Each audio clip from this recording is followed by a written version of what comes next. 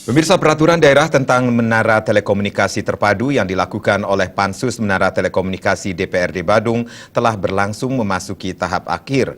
Perda ini dibuat untuk menghindari monopoli di bidang telekomunikasi.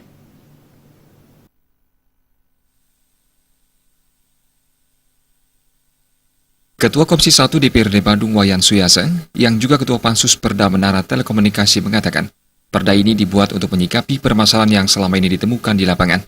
Di samping itu, perda ini juga dapat mencegah adanya monopoli penyediaan jasa tower, base transceiver station (BTS), atau perangkat komunikasi nirkabel yang dilakukan investor. Sesuai dengan aturan pusat, jangan sampai ada monopoli dari penggunaan sistem komunikasi yang ada.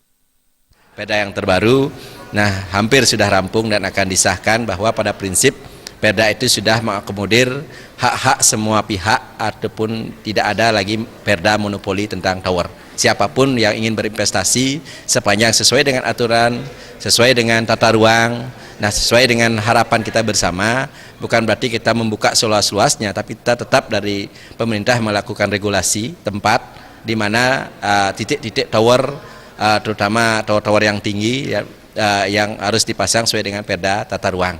Kami pun bukan berarti jika membebaskan, bukan berarti kita harus memberikan seperti nanti Badung menjadi 1000 tower dan lain sebagainya, tidak. Arti tetap kami batasi.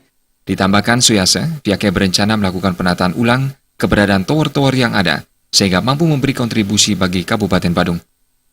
Anggaran tanah